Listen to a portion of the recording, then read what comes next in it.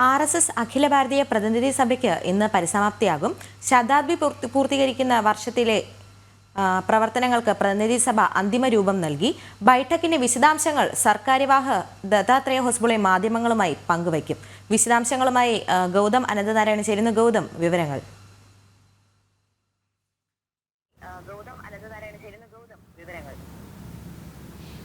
ദുർഗ, 3 ദിവസമായി രാഷ്ട്രീയ സ്വയംസേവക സംഘത്തിന്റെ അഖില ഭാരതീയ പ്രതിനിധി സഭ ബംഗളൂരുവിൽ തുടരുകയാണ്. ഇന്ന് വൈകുന്നേരത്തോടുകൂടി ഈ നിർണായക ബൈഠക്കിന് പരിസമാപ്തിയാകും. പ്രധാനമായും ഈ 3 ദിവസത്തെ യോഗം ചർച്ച ചെയ്തത് നേരത്തെ സൂചിപ്പിച്ചതുപോലെ വരാൻ പോകുന്ന ഈ വരുന്ന വിജയദശമി മുതൽ 2026 വിജയദശമി വരെയുള്ള RSSന്റെ ശതാബ്ദി പൂർത്തീകരണ വർഷത്തിലെ പ്രവർത്തനങ്ങളുമായി ബന്ധപ്പെട്ടാണ്.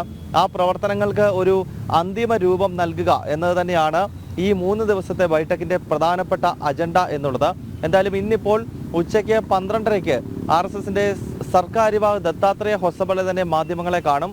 എല്ലാ അഖില ഭാരതീയ പ്രതിനിധി സഭയുടെയും സമാപന ദിവസം സർക്കാര്യവാഹാണ് മാധ്യമങ്ങളെ കാണുന്നത്. ഇന്നലെ സഹസർക്കാര്യവാഹ് അരുൺകുമാറും തുടങ്ങിയ ദിവസം ബൈഠക്കിന്റെ ആദ്യത്തെ ദിവസം മാധ്യമങ്ങളോട് സംസാരിച്ചത് മറ്റൊരു സഹസർക്കാര്യവാഹായിട്ടുള്ള CR മുകുന്ദായുമാണ്. ഇന്നിപ്പോൾ സർക്കാര്യവാഹ തന്നെ മാധ്യമങ്ങളോട് സംസാരിക്കുകയും എന്തൊക്കെയാണ് ഈ 3 ദിവസത്തെ ബൈഠക്കിൽ എടുത്തിട്ടുള്ള നിർണായകമായിട്ടുള്ള തീരുമാനങ്ങൾ എന്നത് സംബന്ധിച്ചുള്ള വിശദാംശങ്ങൾ മാധ്യമപ്രവർത്തകർക്ക് നൽകും. എന്തായാലും ഈ വരുന്ന വിജയദശമി മുതൽ അടുത്ത ഒക്ടോബർ വരെയുള്ള ഒരു വർഷത്തെ പ്രവർത്തനങ്ങളുടെ മാർഗരേഖ തയ്യാറാക്കൽ തന്നെയായിരുന്നു ഈ അഖില ഭാരതീയ പ്രതിനിധി സഭയുടെ ഏറ്റവും പ്രധാനപ്പെട്ട അജണ്ട. ഒപ്പം നിർണായകമായ ഒരു പ്രമേയം ഇന്നലെ പാസാക്കിയിരുന്നു. അത് ബംഗ്ലാദേശിലെ ഹിന്ദു വംശഹത്യയുമായും അതോടൊപ്പം തന്നെ മറ്റ് മതന്യൂനപക്ഷങ്ങൾ, ക്രൈസ്തവർ ഉൾപ്പെടെയുള്ള മതന്യൂനപക്ഷങ്ങൾക്കെതിരെ നടന്നുകൊണ്ടിരിക്കുന്ന അക്രമങ്ങൾ സംബന്ധിച്ചുമായിരുന്നു. അതിൽ ഐക്യരാഷ്ട്രസഭ ഉൾപ്പെടെയുള്ള സംഘടനകൾ ഇടപെടണമെന്നും ലോകമെമ്പാടുമുള്ള ഹൈന്ദവ സമൂഹം ബംഗ്ലാദേശിലെ ഹിന്ദുക്കൾക്ക് വേണ്ടി ശബ്ദമുയർത്തണം തുടങ്ങിയ ആഹ്വാനമാണ് ഈ പ്രമേയം മുന്നോട്ട് വെച്ചത്. ദുർഗ. ഗൗതം, വളരെ സുപ്രധാനമായ തീരുമാനങ്ങൾ ആണല്ലോ കഴിഞ്ഞ ദിവസങ്ങളിൽ വാർത്താ സമ്മേളനത്തിലൂടെ നമ്മൾ കേട്ടത്.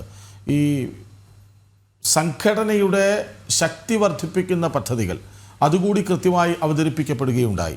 അങ്ങനെയെങ്കിൽ ഇന്നത്തെ വാർത്താ സമ്മേളനം അത് ഏറെ നിർണായകമായ പ്രഖ്യാപനങ്ങളുടേത് കൂടിയാവില്ലേ?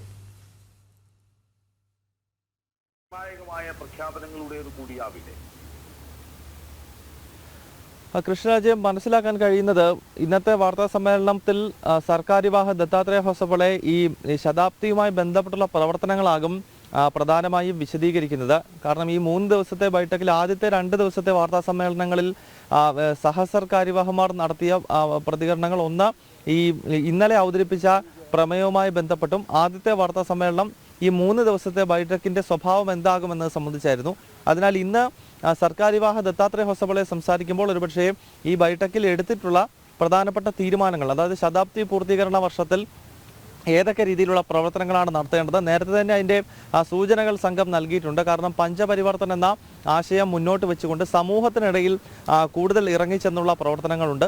അതോടൊപ്പം തന്നെ സംഘത്തിൻ്റെ അടിസ്ഥാനം എന്ന് പറയുന്നത് നമുക്കറിയാം, അത് ശാഖകളാണ്. അതിനാൽ ആ ശാഖകൾ കൂടുതൽ സ്ഥലങ്ങളിലേക്ക്, പ്രത്യേകിച്ച് ഈ അതിർത്തി പ്രദേശങ്ങളിലേക്ക്, ചൈനയുമായി അതിർത്തി പങ്കിടുന്ന പ്രദേശങ്ങൾ, ബംഗ്ലാദേശുമായി അതിർത്തി പങ്കിടുന്നത്, അതോടൊപ്പം തന്നെ പാകിസ്ഥാൻ പോലുള്ള രാജ്യങ്ങളുമായി അതിർത്തി പങ്കിടുന്ന സ്ഥലങ്ങളിലെ ശാഖകൾ കൂടുതൽ സുശക്തമാക്കുക തുടങ്ങിയ അജണ്ട മുൻനിർത്തിയുള്ള പ്രവർത്തനങ്ങളാണ് തീർച്ചയായും ശതാബ്ദി പൂർത്തീകരണ വർഷത്തിൽ നടത്താൻ സംഘം ഉദ്ദേശിക്കുന്നത്. ശാഖകളുടെ ഇപ്പോഴത്തെ കണക്കുകൾ നേരത്തെ ആദ്യ ദിവസം തന്നെ ബൈഠക്കിന്റെ ആദ്യ ദിവസം സർക്കാര്യവാഹ വാർഷിക വൃത്തം അവതരിപ്പിച്ചിരുന്നു. ആ വാർഷിക വൃത്തത്തിനകത്ത് തന്നെ നിലവിലെ ശാഖകളുടെ എണ്ണം വിശദീകരിച്ചിട്ടുണ്ട്.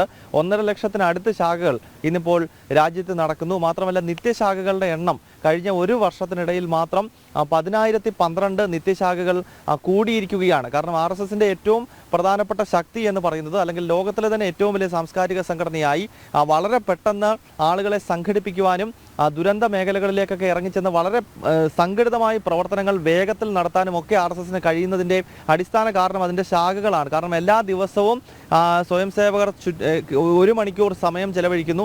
അവർ സംഘടനയുടെ കാര്യങ്ങൾ ചർച്ച ചെയ്യുന്നു. അതാണ് ശാഖയുടെ അടിസ്ഥാനം എന്നത്. അങ്ങനെ എല്ലാ ദിവസവും ഇതിൻ്റെ പ്രവർത്തകർ ഒരുമിച്ചിരിക്കുന്ന ഒരേ ഒരു സംഘടന ഒരുപക്ഷെ ലോകത്തിൽ തന്നെ RSS മാത്രമായിരിക്കും. അതിനാൽ അതിൻ്റെ നിത്യശാഖകളുടെ എണ്ണം തന്നെ വളരെ വേഗത്തിൽ കൂടുകയാണ്. കാരണം ഒരു വർഷത്തിനിടയിൽ 10,012 ശാഖകളാണ് ഭാരതത്തിൽ കൂടിയിരിക്കുന്നത്, നിത്യശാഖകൾ കൂടിയിരിക്കുന്നത്. അപ്പോൾ സംഘടനയുടെ പ്രവർത്തനം കൂടുതൽ വിശാലമാകുന്നു ഓരോ വർഷം കഴിയും തോറും. പ്രത്യേകിച്ച് ശതാബ്ദി വർഷത്തിലേക്ക് എത്തി നിൽക്കുമ്പോൾ അത് 1,00,000-അടുത്ത് ശാഖകളിലേക്ക് എത്തുന്നു എന്ന് പറയുമ്പോൾ സ്വാഭാവികമായും സംഘടനയുടെ പ്രവർത്തനം കൂടുതൽ വിശാലവും കേന്ദ്രീകൃതവുമാകുകയാണ്. അതിനാൽ ഈ 3 ദിവസത്തെ ബൈഠക്കിലെ എന്തൊക്കെ വിഷയങ്ങൾ ചർച്ച ചെയ്തു, ഒപ്പം ശതാബ്ദി പൂർത്തീകരണ വർഷത്തിൽ നടപ്പാക്കേണ്ട കാര്യങ്ങൾ എന്തൊക്കെയാണ്, ഇതിൻ്റെ ഒരു വിശദാംശമായിരിക്കും ഇന്നിപ്പോൾ 12:30-ക്ക് ശേഷം സർക്കാര്യവാഹ ദത്താത്രേയ ഹൊസബളെ നടത്തുന്ന വാർത്താ സമ്മേളനത്തിലൂടെ നമുക്ക് മനസ്സിലാക്കാൻ കഴിയുന്നത്. കൃഷ്ണ വിവരങ്ങൾ നൽകുകയായിരുന്നു ഗൗതം അനന്തനാരായണൻ.